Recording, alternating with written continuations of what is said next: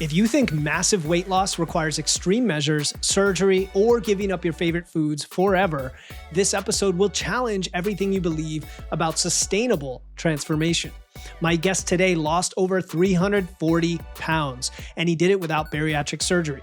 Instead, he combined 3 simple tools that are now available to many, but often used incorrectly: GLP-1 medication, walking, and lifting weights. But weight loss was just the beginning. You're going to discover why his shift in mindset might be more important than the 340 pounds he lost. You'll learn the 4 rules that kept him consistent when motivation failed, and why lifting weights became his secret weapon for keeping the weight off. Whether you have 20 pounds or 200 pounds to lose, stick around and learn why transformation requires a different approach than you might think.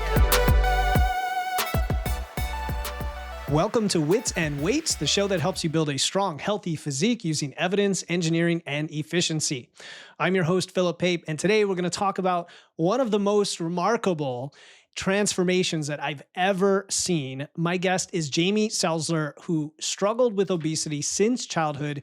He reached over 650 pounds before starting on a journey that would see him lose 340 of those pounds, maybe more by now, we'll get into it, through a combination of helpful tools, sustainable practices, and a deeply meaningful shift in his mindset. No surgery, no extreme diets, and in fact, no cardio. Instead, Jamie built an approach based on his 4 rules for sustainable change. Today, you'll learn how Jamie went from feeling like his body was a prison to developing greater self-respect, automatic discipline, and a better life, plus the exact next steps you can apply regardless of where you're starting or how far you have to go. Jamie, I'm glad we can make this happen. Welcome to Wits and Weights. A huge honor to be here, Philip. Love your show, love your content. It's really helped me a lot along this process. So kind of can't believe I'm here. It's especially weird hearing you do the introduction like live and in person. I'm so used to hearing it on the podcast, but it's awesome. Oh man, that's humbling to me. That really makes my day, because I know you reach out to me and you're like, I'm a fan of the show. I'm like, a fan of the show? No. And I loved it. You had mentioned that you were on Mind Pump. There's, for anybody listening who follows that show, which a lot of you do, go check out his video and the episode there. It's phenomenal. And what we're going to do today is try to dig even deeper into the journey so that the listener can come away saying, look, it's not that there's no excuse. I hate to use that like fit bro. There's no excuses, bro. It's more of, no matter what situation you are in on this planet, there is a way to move forward. And I think that's what we want to come out here. So if you went back in time, you have the version of you that I think reached 652 pounds, and they could just talk to the you now, right? Not just the physical, but the mental you, because I suspect that's far more of a change than the physical. What would he be most surprised about? I think that me at 652 pounds would be most surprised that I look for reasons to move my body as opposed to look for reasons not to move my body. I mean, that's been the biggest change. I mean, other than the mental aspect, but something like, my heavier weights, I'm certainly my heaviest weight, even walking 20 or 30 feet was difficult. Now, if I can walk an extra 30 feet, I do it. I mean, whatever the reason is. I mean, I'll go to I'll take the few extra steps to take a different door if it means a few extra steps. So that's the thing that I would probably be the most surprised about that I've done.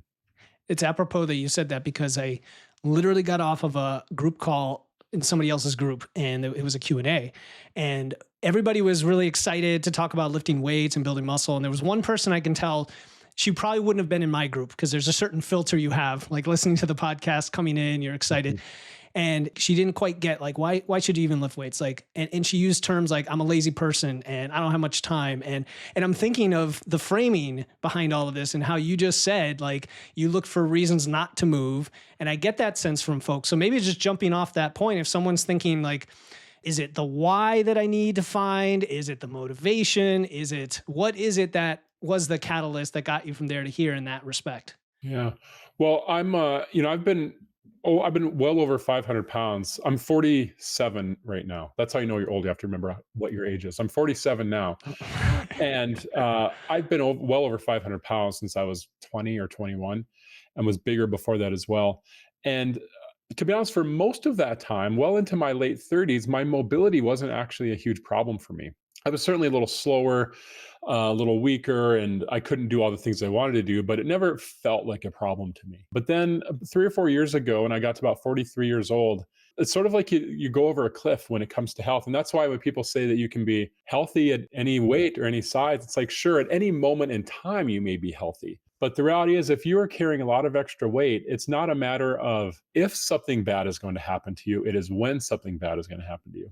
And so over the course of just a couple of months, I started experiencing some major changes when I got north of 600 or 650. I suspect I was probably closer to 700, although I stopped weighing myself for a year at my heaviest just because I didn't want to deal with what I saw on the scale. But I realized that no one my size was alive in their 50s. I have a really good friend who's in his 70s, and had dinner with him and his wife. And he pulled me aside afterwards and said, Jamie, I want you to go to my funeral. I don't want to go to yours.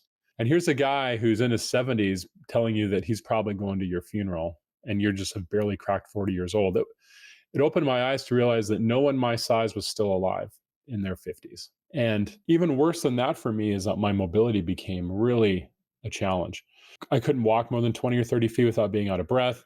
I needed a walker or a cane to get around my apartment. It meant that I had so much pride, I didn't want anyone to see that. And so I stopped going out. I got stuck on a toilet once where I just couldn't physically get up. And so there are all these things that are happening about the same time, both external people saying things to me, internal could barely move, and just being aware that not only was I going to be dead early, but the years I had left were going to be terrible. And realize that the motivation, I think there's a difference between motivation and inspiration. I don't still have a lot of motivation. I'm usually not Hmm. motivated to do the stuff I do now. Hmm. When if I am motivated, it's awesome, but it's more inspiration. And what inspired me is that I didn't want to die. I didn't want to die young. And if I was going to die young, I didn't want the years I had left to be terrible. And it sounds like you almost crossed the Rubicon, right? I would say, if you think of a normal curve in the population and all of our experiences, let's be honest, most people aren't that fit Yeah. walking around right now in modern life. But also very few people have pushed to the level you did of risking your mortality at a modestly young age too, to be able to see it in your face and hear it from people what might happen. And I guess anybody listening, even if you are not where Jamie was at that point, you can forecast that kind of future or some type of it if you keep going down a certain path. So I'm totally going off script here, Jamie, but like, what should people be thinking of right now that they are or aren't doing that could lead down that path, even if it's not to that extreme? And maybe that's kind of a vague question, if you know what I'm Yeah, getting I at. get it. Yeah. I mean, the truth is, no one chooses to be my size. No one, Hmm. I mean, no one chooses to be 300 or 400 or 5 or 600 plus pounds. And I think sometimes when you see people like that, you think, why would they do that to themselves? And the reality is, no one wakes up and says, or I should say, hopefully, people don't wake up one day and say, I want to be 650 pounds one day. What happens over the course of time, it's that 10 pounds a year, 5 pounds a year, 20 pounds a year that sort of adds on and builds on itself over and over. It's a lot of, I'll start Monday and you have a great Monday. And then by Tuesday, you've fallen off your new plan. And so that's how you get to be that big. And so part of why I'm doing this and talking about my story is, while it's unlikely that most people are going to get to my size, I am genetically gifted, probably genetically ungifted as well when it comes to Cursed. my size, but I'm genetically gifted in that I have not had any significant health issues along the way.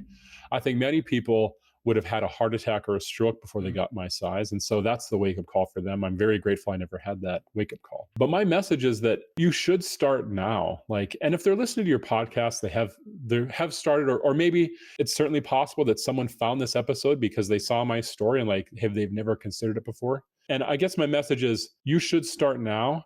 Do not wait until you get to be my size or anywhere even close to my size, because I have empathy for people who got to lose 20 or 30 pounds. That's hard Mhm. to do. Losing 2 or 300 or 400 pounds is beyond description difficult.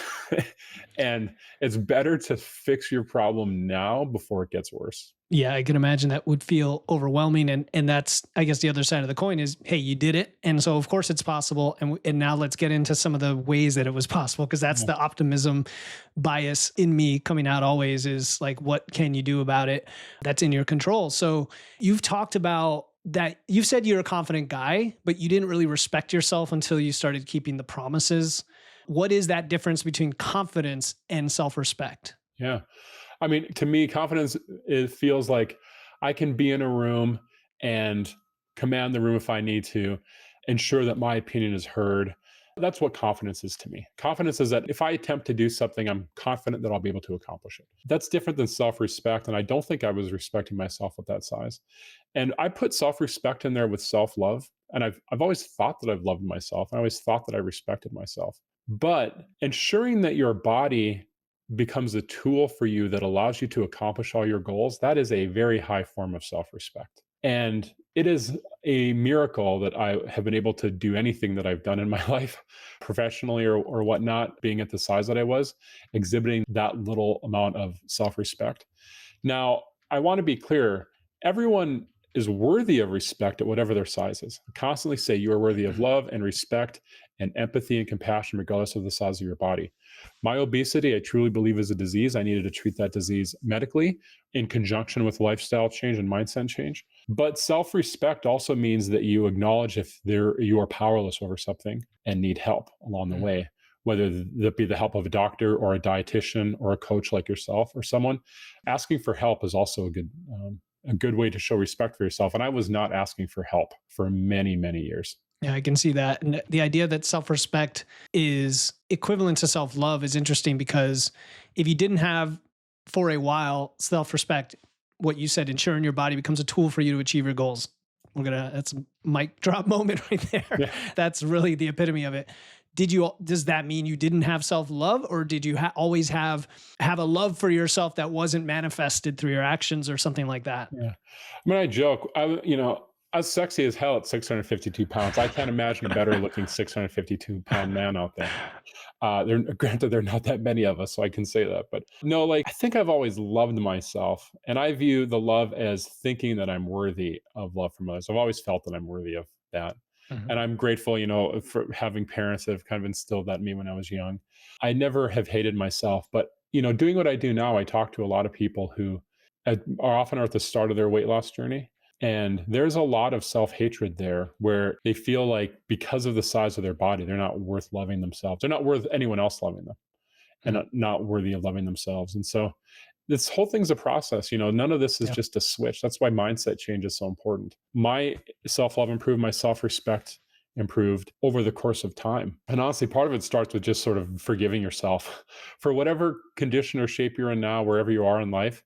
It's okay to, and not even okay, you really should forgive yourself and say, I've done the best that I could with what I had, with the knowledge I had, and it got me here. I've had lots of failures. I'm going to choose to your optimism mindset. I'm going to choose to be optimistic and say every single failure I had was just, it taught me what doesn't work. Well, that's great. Over the course of years, I was able to whittle down all the stuff that didn't work for me until I found something that did. And that's part of loving and respecting yourself and giving yourself forgiveness is acknowledging the value of what got you to where you are. So forgiving your past self, then, where you've had this decades of, I guess, shame and things that have failed, like you said, they are lessons. And if it's not a switch, then how does that? Where's the catalyst for that? Like, is it a concrete? We know affirmations go way Yeah. back when, and they get kind of poo pooed, right? But they could be powerful. What can somebody do right now who's like, it's never worked for me. Nothing's worked for me. I feel shame. I'm disgusted with myself. All of that you're kind Yeah. of saying. What can they do right now as an exercise potentially to change that? Make one promise to yourself that you know you can absolutely keep.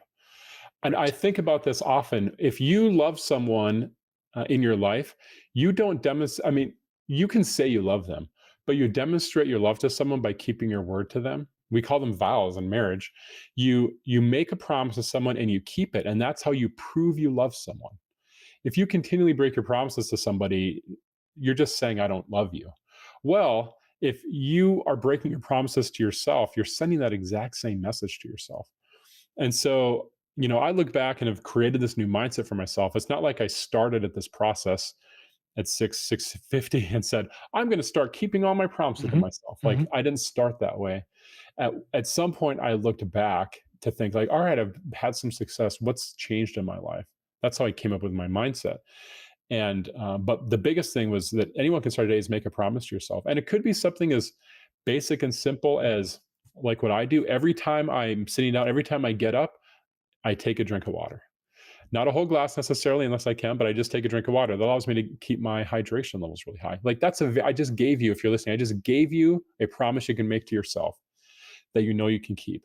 The promises you make to yourself should be achievable. They shouldn't be easy necessarily. Like, I don't want to make a promise to myself I'm going to drink 1 glass of water a day. That's not a challenge for most people.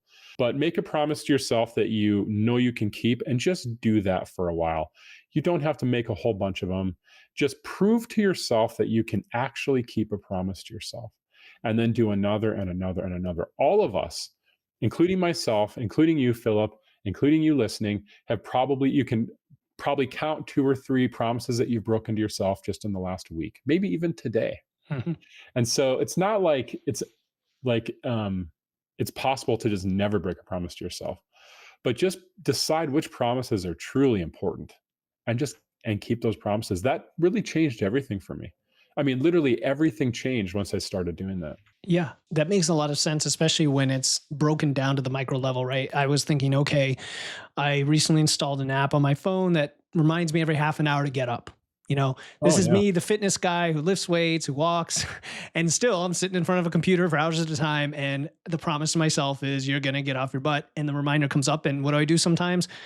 Remind me later, right? Like it happens. So you break your promises sometimes, but if it's achievable, at least it gives you the best chance of doing it, especially when combined, like you said, with habit stacking or with tools and help. And so that's a good segue into the things that you did have to overcome, some of which required tools and help. Yep. And why don't we just dive into the food side? Because that's obviously very important to this discussion.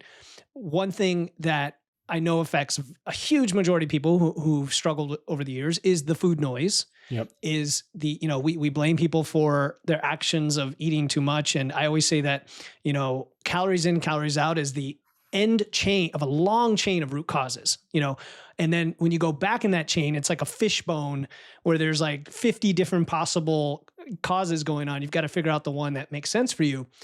You've talked about food noise, GLP-1s, and how that, I think, became part of all the emotions you had, right? Positive and negative emotions, celebrations, sadness, boredom. So tell us about that journey, and then like how you got it quieted down. Yeah. And then we can talk about like, okay, then what did you fill that in with? Because I know that's the next challenge. Yeah. So food noise, I didn't know what food noise was. In my case, food noise was, and I have not had it for a few years now, but food noise was thinking about food all the time. And so a few examples I can give you is, let's say I'm eating lunch on a Tuesday, I'm thinking about ordering pizza on Friday, because that's one thing I always did. And so all the time as I'm eating, I'm thinking about that. I'm thinking about what my next meal is going to be before I even am done with my current meal. I am constantly plotting. My mind is thinking all the time about where will I get food next. And it's sort of an overwhelming feeling. And an analogy that I use for folks, if you're out there and don't experience this, if you just go throughout your life and you're not really thinking about food unless you're actually hungry, imagine that you have a kid and you go to the grocery store. Let's call him Timmy, and Timmy's your son. And you bring Timmy to the grocery store and you're picking up stuff for dinner that night. And Timmy sees a candy bar and wants the candy bar, as kids do. You know, Timmy. So Timmy says, "Can I have this?" And you say, "No, Timmy, you can't. We're going to have dinner soon." And Timmy starts throwing a temper tantrum. The kid is screaming, he's crying. We've all experienced this as a parent, or we've seen it in a grocery store. The kid is having a tantrum. And you, as a parent, have a choice. Give him the candy bar, even though you know it's wrong, you know it's encouraging the behavior. But unless you do it, you can't get anything else done. That's what food noise is. Food noise is Timmy screaming in your ear constantly till you just give in, even though you know it's not right. And then you can go about your day and get your stuff done. And you may think that it's possible to just ignore Timmy, because sometimes you do in the grocery store. But imagine if Timmy is doing that all of the time, on the car ride home, at night, when you're trying to sleep, when you're waking up. That's food noise. And in my case, the only thing that has ever solved the food noise is starting a GLP-1. And I used to joke that a GLP-1 is like giving Timmy up for adoption, but I realize now that's kind of a dark thing to say. So in this case, it's just leaving Timmy at home when you go to the grocery store.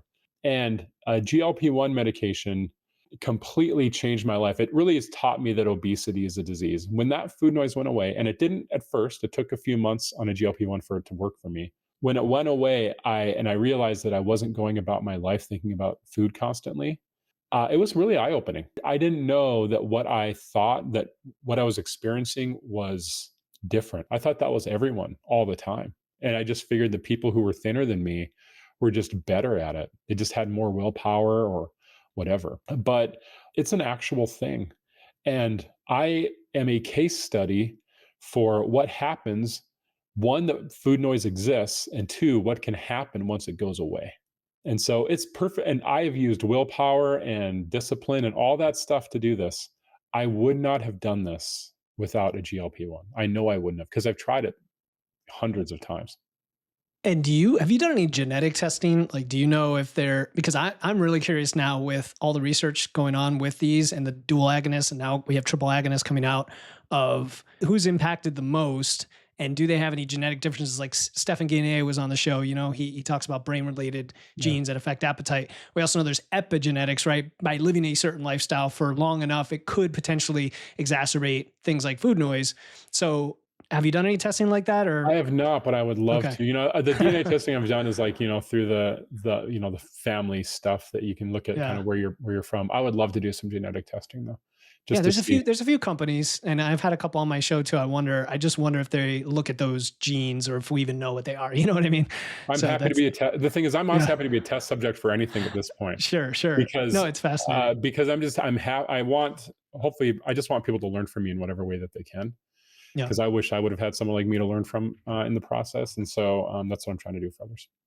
Well, I'll say the thinking in the fitness industry on GLP-1s, which is a very nascent field other than the Ozempic, people who work with folks with diabetes, obviously that's been around for, I don't know, 15, maybe even 20 years. I had a client with on Ozempic before I even anybody knew what it was. But there's definitely schools of thought, and I had to come through my own journey of thinking. And I think of epistemology, right, which is the science of knowing or the philosophy of knowing, how at any one era in time humans think they know everything and it's obvious, and then all of a sudden something shatters our beliefs, and you have to rejigger your Yeah. brain to that. And I try to be open-minded. That's the goal in this industry because things always change. And, my first thoughts, like many fitness people, were the willpower versus the obesity versus the food noise thing. Like, is this just a shortcut, right? You hear this narrative, of course. And I've come around to realize how powerful and positive a tool can be. I think I even did an episode or two about it. And the food noise thing regarding GLP-1s, like, I don't think I have it. So when you Yeah. mention, like, if you have it or not, did it start from a young age? That's my first question. Yeah, I mean, I think I first started gaining weight when I was 9 or 10 years old. Yeah. Went to my grandparents' place over Christmas break, and they had a refrigerator full of soda, and they're like, we never really drank soda as a kid. We were there for 2 or 3 weeks, and they're like, anytime you want something, go. And like, I became a sugar drink fiend in the course of a couple of Mhm. weeks. And so prior to that, I used to, get my allowance money and I'd buy baseball cards. And then after that, I'd use my allowance money to buy Mountain Dew, which became candy bars. And that's when I really started to gain weight as a teenager and beyond. And so it had always been there. And so I don't know. That's why I'm curious about this. I don't know if like the food noise began because I had gained weight Mhm. or whatever. And reality is at this point, I don't know that it matters a whole lot. When it comes to coaches out there, and I'm guessing you have a lot of fitness professionals who listen to your podcast, I see this all the time. I'm now on social media much more often on a TikTok or Instagram. And there are a large number of coaches out there who, and I remember hearing this on there are podcasts that I love that, like yours, where I will hear a message at some point where it's the host of the podcast just basically say, "Well, it's the easy way out," or "I don't believe in them," or "They're bad," and I will just stop. And I'm like, well, I guess this person. Not that someone out there has to be a huge fan of these things, but if you are a fitness professional out there, any tool that someone uses that allows them to get healthy is a good tool. For some, it may be a bariatric surgery. For some, it may be a GLP-1 medication. For others, it may be a very specific way of eating or a certain diet, whatever. Whatever method someone uses, as long as it's a healthy method that they work with their doctor on, that's a good thing. And when you are a fitness professional trashing GLP-1, you're a really bad business person because people, I think there's this perception out there among fitness professionals that, oh, people are just going to use the GLP-1 and then they're not going to need a coach anymore. They're not going to go to the gym anymore. And I think it's the opposite. I think GLP-1 is opening up a market, potentially millions of people who never would have gone to a gym or who never would have hired an online coach or never would have done any of this stuff. And so to just ignore or even worse, trash GLP-1 makes no sense to me. Obesity is a disease. GLP-1 treats that disease, which allows a person to make changes in their life. Is everyone doing that? Probably not. Are there some people who are using it as just an appetite suppressant? Probably. But there are many people who actually want to make lifestyle changes and have not been able to until now. Yeah, you hit it on the head, and offline you can tell me if I've ever had the wrong message, because early on I did have a conversation. It was like the dark side of GLP-1s. Yeah. And then later on it's like I'm talking about how do we preserve muscle on these things? How do we improve our lifestyle? How do we, if you You want to did, come but your off of advice them. is too good Yeah. for me to just stop listening to you. Oh, So okay, okay. But hopefully more recently it's yeah, changed, because I feel like I have also evolved with that. And I leave all my old episodes up because why not? You know, yeah, it's your truth. So so that's interesting. I listened to a recent, I think it was a news podcast. I don't know what it maybe on Vox or something. They're covering like exercise more now, and they were talking about GLP-1s. And this gentleman said, look, he had an addictive personality. He was addicted to substances, you know, narcotics and alcohol and food. And for him, it shut off all of that as well. We're seeing research that goes beyond food, which is powerful. Like you said, it's a tool. And then it raises the, not raises the question, it almost proves the idea that there is something else going on, that behavior alone doesn't seem to be able to be enough, which is awesome. So I'm all for tools. When the food noise quieted down and you started taking these, like, did you feel a vacuum of some sort that you missed, or was it yeah. just like hunky dory? No, I definitely did. I wasn't aware. I mean, it's hard to explain. Hmm. I was not aware how important food was in all of my emotions and my day to day life. Like because it was just ingrained in my personality for so long. But you know, if I ever had a great day at work or I had good news, like food was the first thing I'd think about. Like, when am I gonna get some donuts or whatever, ice cream to celebrate as a reward? If I was having a bad day, like I would use food, you know, to deal with that or more. And if I was bored or lonely, or food was just, my initial reaction was the emotion, and then the immediate follow-up reaction is like, what can I do to celebrate or mourn or whatever with food? So when the food noise went away, that also went away. And now I realize that, how do I reward myself now? Because my rewards were all food related. If I'm dealing with some rough emotions from sadness or boredom or whatever, like, what do I fill that with if I'm not? And it really, in many ways, is like losing a friend. And I've been talking about this more lately, and it's resonating with people where they, especially those on GLP-1, they realize, oh wow, it's there's a gap there that used to be there. And in my case, I sort of have filled it with, fitness stuff. So Hmm. listening to podcasts and reading and studying and creating my own content now, that's what I've filled that with. And I am just as addicted to the fitness stuff now as I was to food before, but this is a much healthier one to do. I get Yeah. I get that completely. So now I'm wondering, so on your journey now, are you still trying to lose weight? Yes, sort of. I tell people I don't have. We'll talk about input versus output goals later. I don't really have a goal weight. Today I'm 304 pounds. When I laugh about it, because many Hmm. people think 300 pounds is huge, and I'm like, oh my god, 300 pounds is skinny. It's all Like, relative, man. I mean, I look at myself here in the camera, and I'm like, I am legitimately getting way too skinny, and so I am going to lose more. I need to have weight loss, or I need to have skin removal surgery. Hmm. I have a lot of loose skin. You can't see it so much here because my face and neck and all this stuff are okay, but like especially around my stomach and my thighs, Mhm. I would have jacked arms if if I didn't have all the skin hanging off of them. So I have to have that, and so I'll probably lose another, I don't know, 30 pounds maybe, and without the skin removal. But I don't want to be small. Like, being the biggest guy, I'm I have to say 6'2" now. I used to be 6'3", but as I've lost weight, I'm also shrinking in height. And so I'm 6'2". I've always been the biggest person all the time. And it is a weird sort of mental shift to not be the biggest person anymore, because there are very often that I'm not. And so I don't ever want to be like thin. So Yeah. I don't have like a goal weight, like I want to get to a certain weight. If I'm below 250, I won't be happy. So it's I funny you want to say stay big. it's funny you say 250 because like in the strength world, right? Guys who are 6'2", 6'3", like that's their goals. 225, 250, Yeah, if they're 190, they're small and weak, they want to yeah. get up there. So it's interesting. You're kind of converging on that sweet spot. And that raises the other question, like how much you pay attention to body composition. Do you know your lean mass index, which was my last episode, fat-free mass index, like how muscular you are under the fat you're still trying to lose? Like what's Yeah. going on there? Yeah. Right now I'm at 27% body fat, which is actually kind of low considering I'm at the weight that I am. Which means you're pretty muscular then. Yeah, I Plus lift there could be the skin and there's skin. maybe, Yeah, I mean, I yeah. lift 4 days a week. And so I've been lifting 4 days a week now for 2 years, and pretty like serious amount of weightlifting that I'm doing.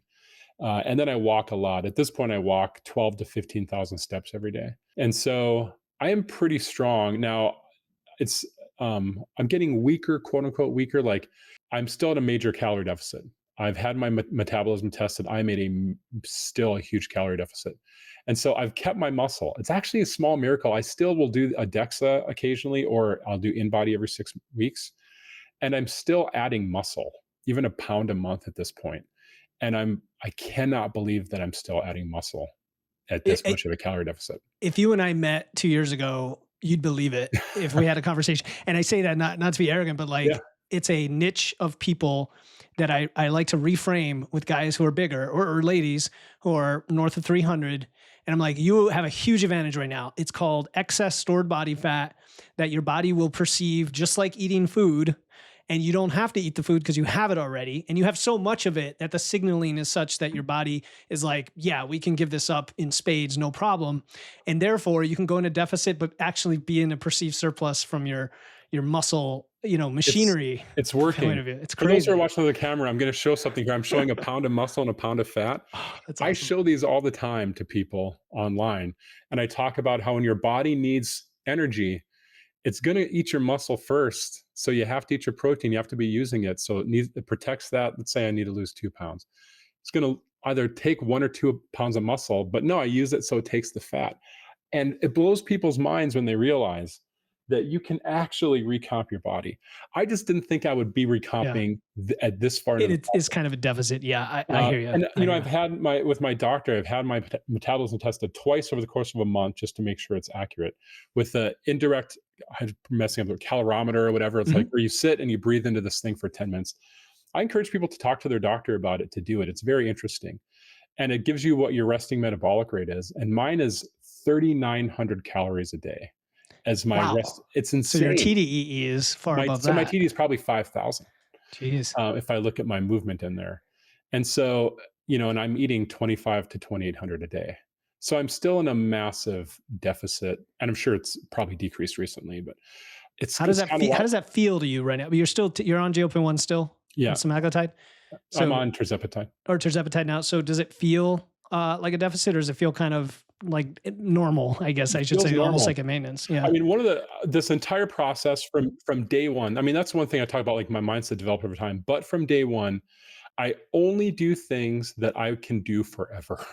I never do any sort of eating or movement or anything that I know I won't be able to do forever. The closest thing I ever do to a temporary diet is I will occasionally, for 2 or 3 days, do a protein sparing modified fast if I feel like I have some bloat going on or whatever. Hmm. And I figure I can do one of these every 3 times a year for a few Mhm. days. Like, so I only do things that I can do forever. And that includes my eating. And so my 25 to 2,800 calories a day is what I've done the entire time. I have not decreased or increased my calories this entire process Yeah. because I think I can eat 2,500 a day forever. Like that's doable for me. And I think a lot of people, when they lose weight, they get to what they call people say, what are you going to do when you get to maintenance? And honestly, I've been in maintenance from the first day. I don't have a separate maintenance phase. I view maintenance not as maintaining a body weight, but maintaining a lifestyle. And I've maintained my lifestyle since the first day. That is a great way to put it. Obviously, everybody's experiences are different. Like my maintenance right now is 2,600, just like what you're eating, but that's my maintenance, right? So for me Yeah. to lose, I have to be eating 1,800, 1,900. But also there's the GLP-1s, right? Which then raises the next question is, do you have an off ramp? Do you have a long-term goal on that? Like what is your Yeah. goal with the medication? I intend on taking it forever. I think that, especially over the next couple of years, we're going to find. I think there's a consensus among many medical professionals that obesity is a disease. I think that we'll just see more evidence of that, genetic testing and what you mentioned. The only thing that's ever treated that for me is a GLP-1. So I intend on taking a GLP-1 forever. I am planning on losing access at some point. And so by intending, I mean that I will always seek out a doctor that supports me on it. I have a fantastic doctor, and I will. At some point, I could see decreasing the dose because I'm at the max dose. I've been at the max dose for almost 2 years. It still works great. People say it stops working. I don't know. It still works fine. It works as well for me now as I did at the beginning. So maybe I'll lower the dose or I'll spread it out so I don't do it every week. Maybe I do it every 10 days or whatever. I could see doing something like that. At some point, I'll have to stop a few times. I'm of a certain age, so I have to have a colonoscopy soon. So I have to stop for a week or two before that. And then when I have my skin removal surgery early next year, I'm going to have to stop for a few weeks then. They require you to stop the GLP before you have surgery. So that'll be a little test case for me to see if it changes, if the food noise comes roaring back or whatever. But although I intend on using a GLP-1 forever, I'm planning to not. We never know what happens. I don't know if at some point my insurance won't cover or I won't have the financial means to pay for it or it gets taken off the market because you just never know when it comes. I think these are pretty solid, but you never know with the medication. And so I feel terrible. I see people online do this where they take a GLP-1, they don't change anything about their Mhm. lifestyle. They just eat less and hey, they're happy because the scale's moving, even though they're killing their muscle and metabolism in the process. But then it stops because their insurance stops covering it and they can't afford it. And they go into full terror mode Mm. because that's the moment they realize they have not changed anything. And so while I intend on taking it, I plan to not. So I've completely changed my lifestyle in every single way, in a way that's manageable for me, that I can do forever. None of it feels temporary. So if I ever do stop, I think I have a fighting chance. I think I would regain.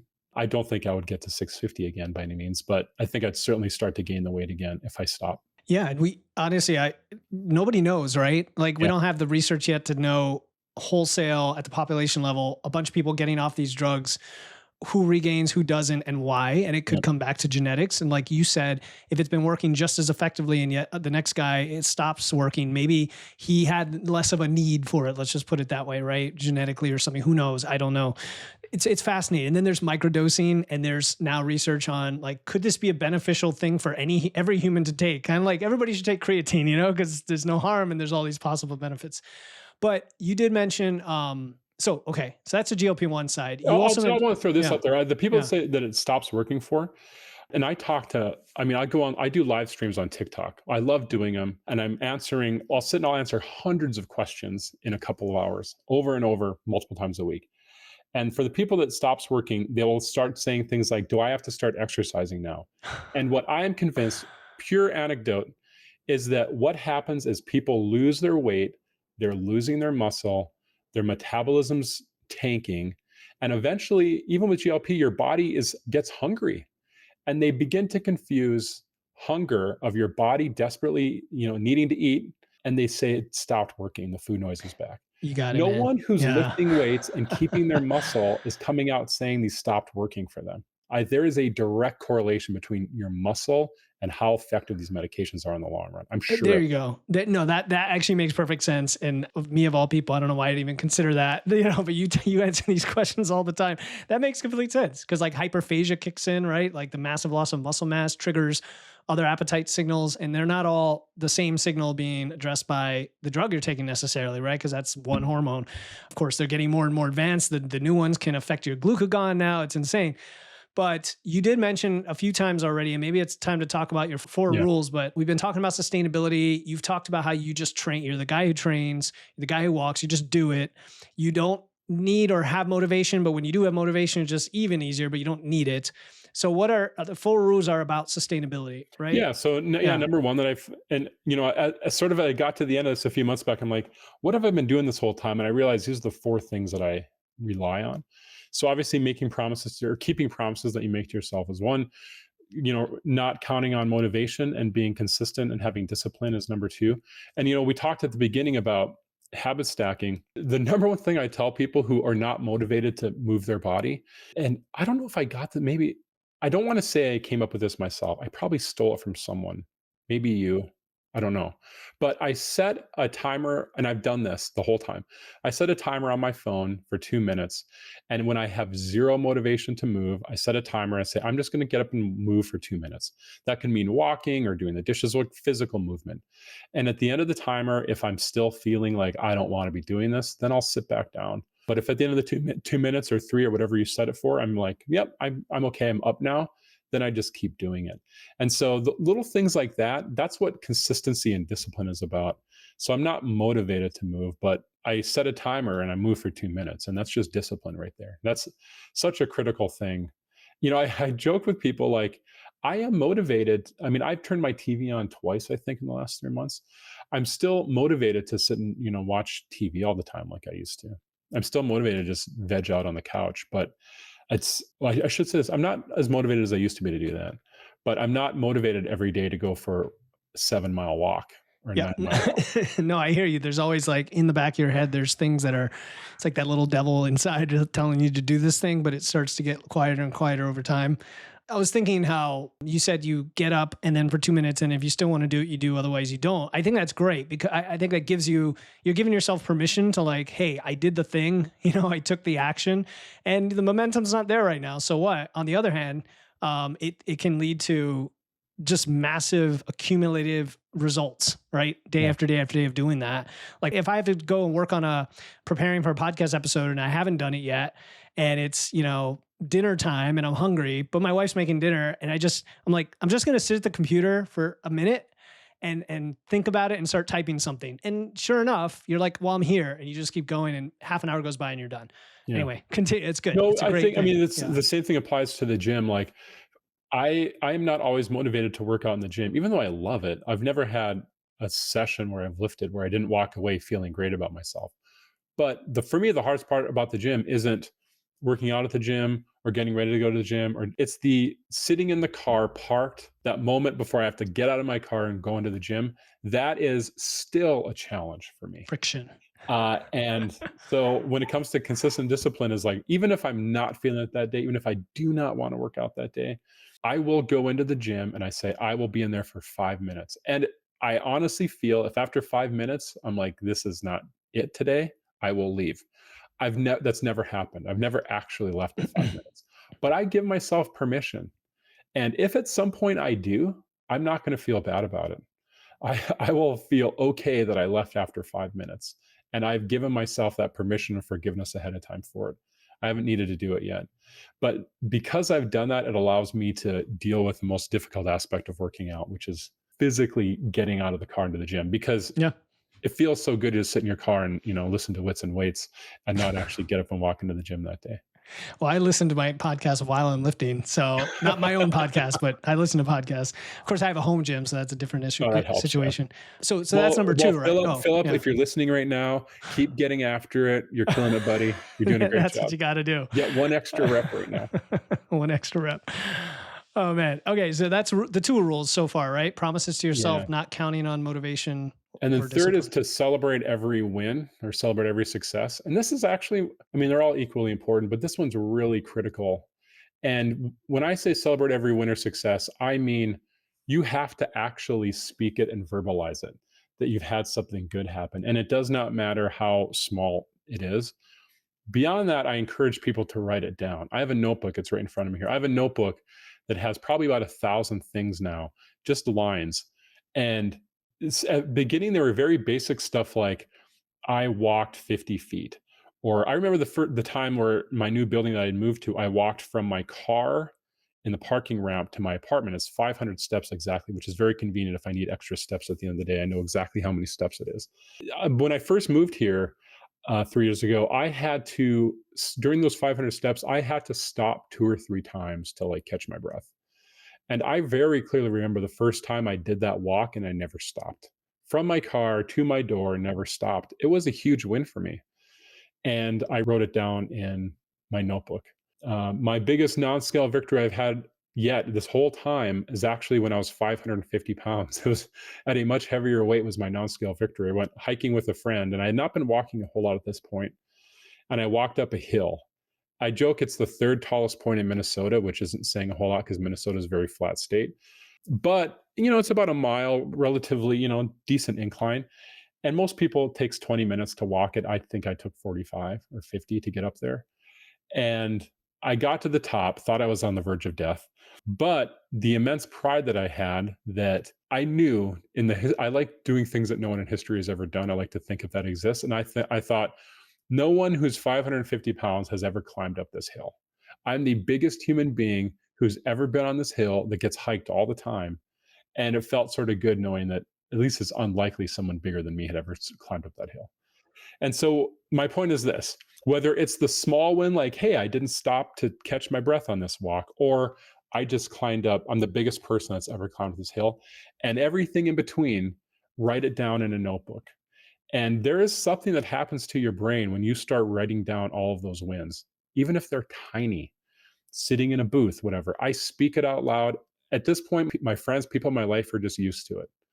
I was at an event a few weeks ago and I sat down, it was like a banquet table. I remember I sat down at the table and there's plenty of room around me. And I had to just say, hey, everyone, a few years ago, if I would have sat at this table, I would have been crowded in with everybody. And I had to speak it out loud. And people are like, oh, that's awesome. Like, I don't think they actually care a whole lot.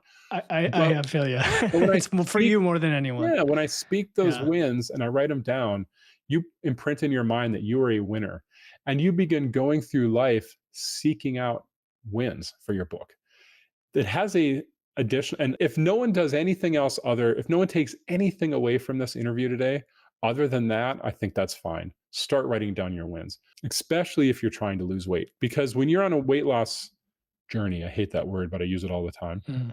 When you're on a weight loss journey, there are many bad moments. I kind of talk with people, look at my before and after, and I'm like, wow, how exciting, whatever. And I'm like, sure, but it's mostly really boring. It's day after day after day of the same thing. And it gets really boring. And you have to come to peace with the fact that it's going to take a long time and it's going to be boring. And one of the ways that you come to peace with that is having your book of wins. Because if you have weeks where you're on a stall or you're having problems, going back and looking at especially the beginning of that book and seeing, wow, the stuff that I just take for granted now was a big win at first. That sort of tells you that you've come a long way and helps you get through those rough moments. And it just makes you feel good to go back and read them. Shout out to Philippe. I know Philippe for a long time, and I know how passionate he is about healthy eating and body strength, and that's why I chose him to be my coach. I was no stranger to dieting and body training, but I always struggled to do it sustainably. Philippe helped me prioritize my goals with evidence-based recommendations while not overstressing my body and not feeling like I'm starving. In 6 months, I lost 45 pounds without drastically changing the foods I enjoy, but now I have a more balanced diet. I weight train consistently, but most importantly, I do it sustainably. If a scientifically sound, healthy diet and a lean, strong body is what you're looking for, Philippe Pape is your guy. Yeah, because it makes me think of the idea that when we have habits, when we have behaviors, right, it's some sort of step change that it takes to get to that. But then it becomes fairly automatic, fairly boring. Like you said, You just do it day after day. Eventually you don't think about it. And if you're writing that down, you look back and say, oh, that guy was hardly doing anything, look at me now. And yet there's the hill is always up for the rest of your life. And I see that as a positive. Some people see that as overwhelming, like Sisyphus or something pushing the boulder uphill. But I think it's incredible because it means there's unlimited potential. And some people have different personalities when it comes to that. I know this, right? Coaching people, there are some people that just love to they're positive about everything. Even when I think, oh man, like you had a tough week, but you're still coming here saying you did this, you did this, you did this, and I'm just going to work on these other things. Others, you have to pull teeth. It's like, okay, I know you want to tell me all your problems right now. Tell me a win. Like, give Yeah. me a win. And they just want to jump into the bad stuff. Yeah, give me a win. Okay. All right. All right. And sometimes I have to help them with the win. So Yeah. for somebody who has that personality, let's just say, of a little bit more pessimism type bias, And what's a good way to do yeah, that? exactly. And when I tell people write it down, I mean that literally. Yeah, Pen literally. and paper, not in a Yeah. notes app. I mean, that's better than nothing, of course. Yeah. But there's something special about writing it down that tells you that you're putting pen to paper because something's important to you. And it makes a difference. I'm going to do that because I do everything digitally. And you're Yeah. right. You kind of get, it's funny. I'm reading a Stephen King book that we got at a, what do you call it? A book fair. My daughters actually found it for me because I generally don't get them because I read Kindle books. Yeah. And they're like, Daddy, we found you this. Have you read this yet? It's like Needful Things from 1991. I'm like, no, I haven't read that, but it's this huge tome of a physical book.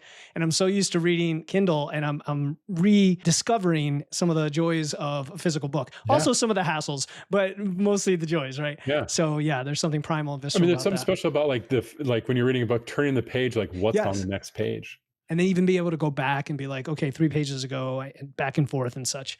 We're just in a world of like endless streaming and scrolling, and that includes what Kindle is. That it feels different in a book, but that's why I It's very encourage people to different. write stuff down because it's separate. It makes it special and unique from everything else when you write it down. Yeah. So that's celebrating every success. I'm all on board with that. What's rule number 4? It's the hardest one, which is input goals versus output goals.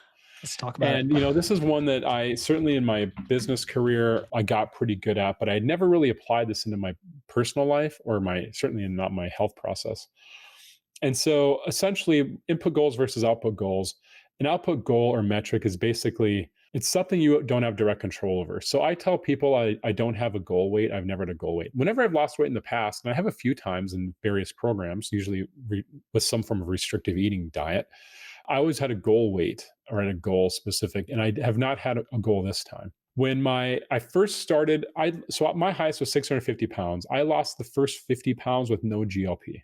I did it. It took me a year, and this is great. I mean, it's the first time I had lost weight in a long time, but it was a struggle to say the least. I was fighting my body constantly, and I knew I wouldn't be able to keep it off. So I started with my doctor on a GLP at 600, and he asked me if I had a goal weight, and I said no.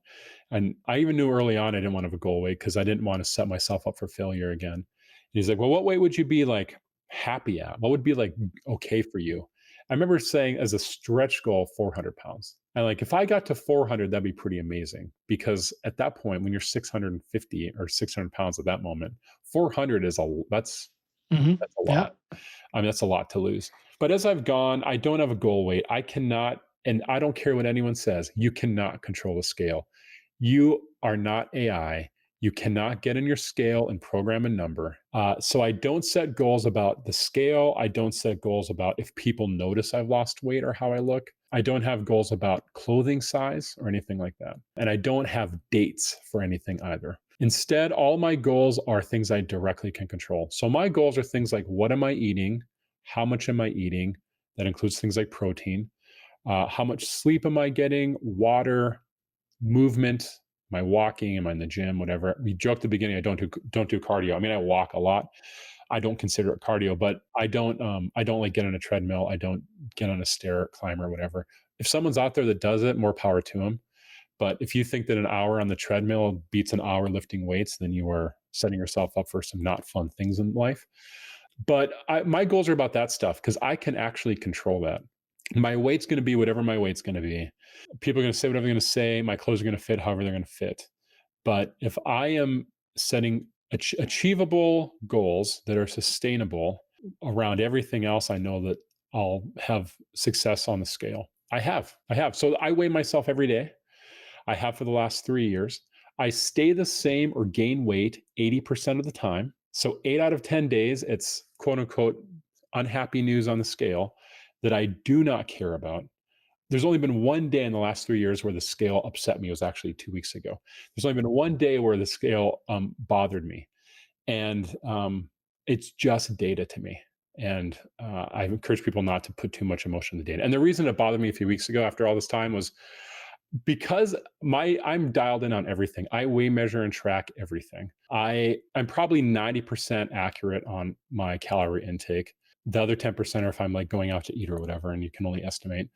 But I mean, I like measure how much pepper I'm using just so I know what my potassium intake is. I'm hardcore. And I wish I didn't have to do that. I need to do that. I didn't lose anything the first 3 months on a GLP-1. I had to be at a higher dosage, but I also started weighing, measuring, and tracking around that same time. Anyway, there was a day a few weeks ago where I like gained 3 pounds, and I know my body so well now that I can pretty much predict my weight the next day based on what I eat or drink. And my weight went up, and I could not figure it out. I'm like, this makes no sense to me. And then I realized I got some new little protein snack, like protein ramen noodles, whatever that I tried out. And it had like a ton of sodium. Sodium. And Yeah. I forgot that I mean, I tracked it, but I forgot the next day I'd eaten it. And so, of course, the weight dropped. But anyway, the point is this: if you set goals for things you can control, the outputs will take care of themselves. And that doesn't apply just when it comes to weight loss, that applies to everything in your life. We are 100% aligned on that. I think you know that. Like that's literally what I talk about all the time in the show is tracking, measuring, micro goals, process, the whole stoic philosophy of there's so much noise in the world that you can't do anything about. So why even worry about it and control what you can? It's interesting you mentioned how you need to do the tracking. And I think it's a good way to look at it because people always ask like, do I have to track my food or how long do I have to do it? So first of all, step one, just do it and see what comes of it before you start to judge whether you're going to like it or not. Cause I think a lot of people have misaligned histories when it comes to tracking and it depends on the method and the friction level. But then secondly is you can vary the precision level of this stuff and you are trying to get a goal to happen as efficiently and I'll say quickly, but not quickly as in you're like desperate to lose weight. It's more of you want to be efficient about it and make it meaningful and have If I'm going to momentum do this behind stuff, it. I'm going to make it Yeah. count. I mean, if Yeah, you time's make going it to count. pass, I might Yeah. as well do my best during that time. Yeah. Just like what, I always use the budget analogy. It's like if you're going to save for that big Europe vacation that's going to cost 20 grand, you're going to have to find that money somewhere and sock it away and track it and like know you have it before you like have to use a credit card.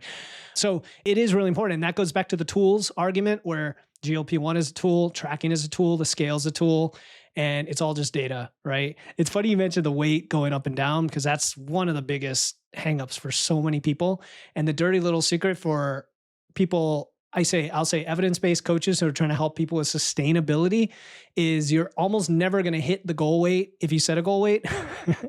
That's the problem. In other words, coaches that like come up with an exact weight and then you hit it in the exact amount of time, I'd have to look at how that happened, but there's something extreme that happened in there. There's some restrictive thing that happened. Because at the end of the day, I would say half my clients, they might have a goal and we'll say, okay, let's put that in there. But let me tell you, there's other things that are more important. And hopefully within 2 or 3 weeks, they come back to me saying, yeah, you know what, that really isn't as important. I'm feeling strong. I'm lifting more weights. I have more energy. I'm sleeping better. Those kinds of things are like deeply meaningful. So from your perspective, doing all of these practices, which we didn't even get to like, what does your lifting look like? What does your walking look like? That's fine. What are some of the practices that people can take away other than the obvious? In other words, other than, okay, everybody knows they need to lift weights on this show and they need to walk and maybe get some good sleep. Is there anything that sticks out as like a surprise or, big secret that Jamie has that he wants to share? I touched on it earlier, but about this kind of being boring sometimes. I think the hardest thing for me to accept, especially early on, was that, and it actually goes to what you were just talking about with goals. True change in your life, sustainable, lasting change will take you years. Even if you're starting at a much lower weight than I was, whatever changes that you're making, it's going to take years to get them to the point when they become second nature. And early on, even though, I didn't lose anything right away, then I started losing relatively quickly once I started, with some of these steps. I realized, wow, this is going to be a 5-year process for me. This is going to be a 5-year process to get to whatever the end looks like that I'll have to sustain at that point. And for me, that includes losing weight. Like in my case, I didn't start weightlifting until I got to 550 pounds. I had to lose 100 pounds to physically be able to get into a gym. Now, I did stuff from home using body weight and resistance bands. I didn't start walking a lot until I got to 475 pounds before I started really ramping up the walking. And so I had to accept this is going to take a long time. Losing weight was going to take years. I knew then I was going to probably have to have skin removal, which was going to take a couple of years of surgery and recovery. And once you accept that the changes you're making are not to get to a certain number by a certain date, there's a freedom in that. There's a freedom in you're taking the pressure off yourself. And so if I were to have any little tip or trick that is not obvious to the start at the start for folks. It's that the fact that it takes a little bit of time, or in some cases a long time, is actually a benefit more than anything. And I really used to think that all the stuff that we do, the lifting and the walking and the eating and the mindset and the lifestyle and everything we've talked about today, I used to think that that stuff at the beginning, I thought that stuff was like the chore. Like you have to do all of that to get to whatever the end goal is, where you're going to be healthier and happier.